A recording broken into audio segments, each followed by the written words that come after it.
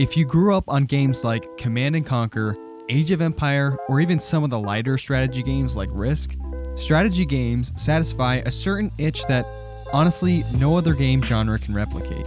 I'm sure we all know the popular strategy games out there, but oftentimes the best of them cost upwards of $30, $40, and even $60. Well, luckily with some research, we were able to gather some amazing strategy games that won't cost you a dime.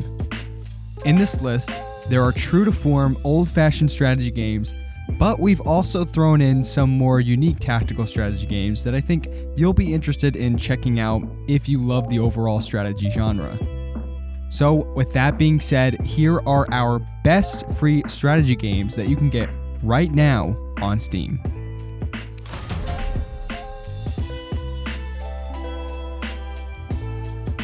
So starting this list out strong, we have March of Empires. This is an online PvP strategy game that not only has a lot of polish and interesting locations, but also features regular updates throughout the year. The game has a huge focus on making sure you are always fortifying and upgrading your castle.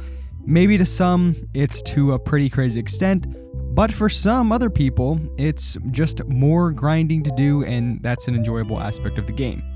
You have all your strategy game aspects here of conquering other territories, forging and building a massive army, and of course, aiming for the goal of being the only kingdom standing. There are currently only 3 factions. There is the Highland King, Northern Tsar, or a Desert Sultan. They all have their pros and cons, and although the selection is pretty slim, with just these 3, the differences between them all are vast enough to make it an interesting variety. I do have to say that some people have complained about the community being a bit toxic, although I haven't personally experienced this. I think it's worth mentioning.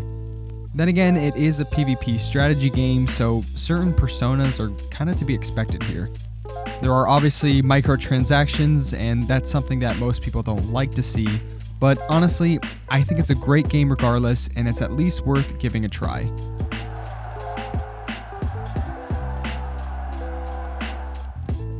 Game of Thrones Winter is Coming is an MMO online strategy game that is, well, obviously based on the HBO show Game of Thrones.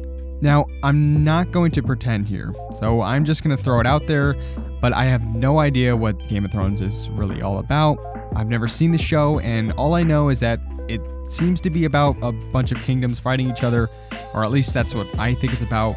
With the game, you can customize and build your kingdom, and your goal is to expand and conquer other kingdoms, as well as finish a wide variety of both PvP and PvE missions. There is honestly a lot to this game, probably too much for my taste, but if games that have extensive tier systems and a whole ton of customization and leveling up, then this game is for you. I've seen some people on Steam have upwards of 5,000 plus hours in this game, so the content is definitely there for the right people. Again, you get the microtransactions here, but if you like Game of Thrones or even just really extensive strategy games, I recommend checking out Game of Thrones Winter is Coming.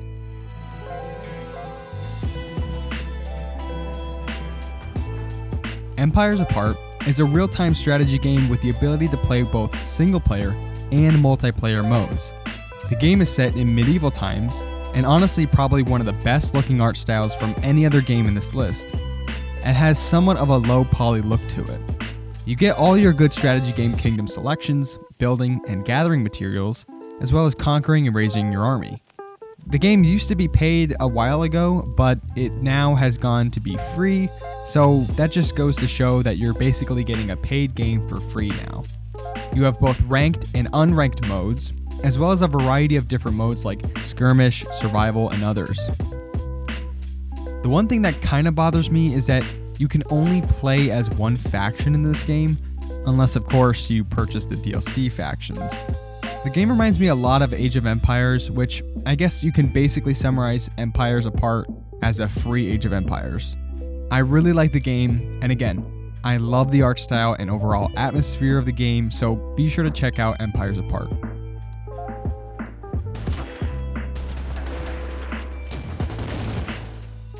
If you've ever been the type to play games like Hearts of Iron, then Order of Battle World War II will probably be a game that you will want to look into. This game is a single-player only game, and that's honestly how the developers intended it to be. I think that's one of the reasons why the game is good, because the developers wanted to focus on making this a good single-player experience. Now, this is the free version of the game, so you do have a bit of limiting factors when playing. You can play a scenario from each of the DLC packs, which is about 12 different scenarios that you can play for free. Personally, for me, that is more than enough, but I can see how for some people, it just may not be enough. Either way, the game is built very well, so even if that isn't enough for you, you always have the option of buying into more content later down the road. I will say that the game isn't all that challenging. I think other than the limitations, the game is honestly a pretty simple and fun experience. As long as you know the limitations, I honestly really recommend the game.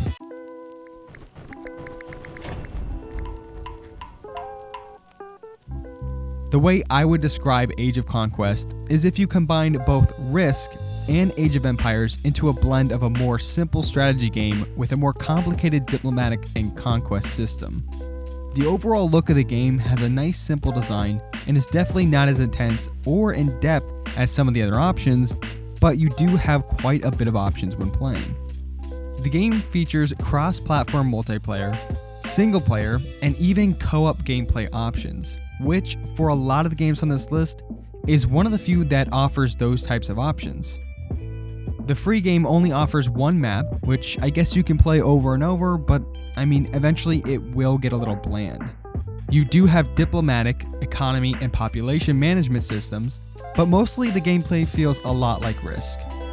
Overall, I would say the game is really fun, but you have a limited amount of playtime if you plan on sticking with the free version. Regardless, I would say to give it a try.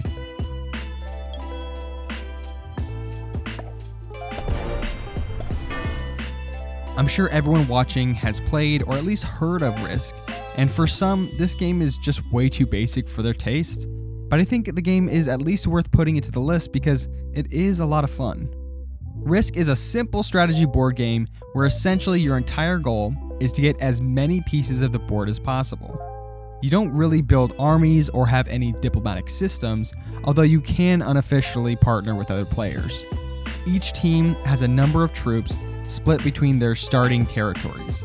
You need to manage your troops in each of the sectors in order to build up to conquer and or fortify these sections. Now, it can be a little bit randomized because when you battle another player, let's say you have 6 pieces on your attacking border and they have 3 on their defending border. They still have the chance to defend themselves and win if the dice don't fall in your favor. Scenarios like this kind of negate a lot of the strategy aspect of the game, but regardless, it's a fun little multiplayer and single player game that is a great free addition to your Steam library.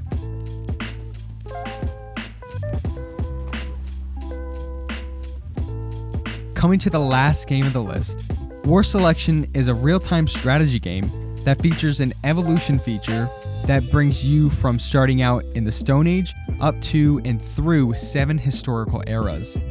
The game is honestly extremely interesting in the whole historical development aspect. So your own kingdom can evolve through the time with advancements in gear and building. You can build, gather resources, manage population, and fight to gain more territory. The building alone is extremely extensive, with over 100 buildings and over 200 distinct land, air, and naval units.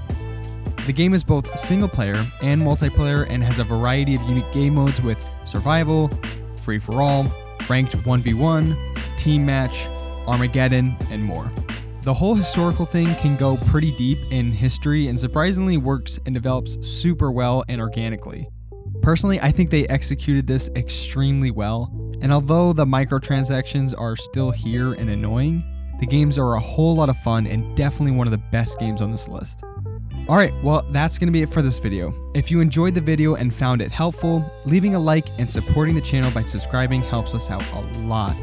And if there are any other strategy games that I may have missed or overlooked, be sure to let me know down in the comments below.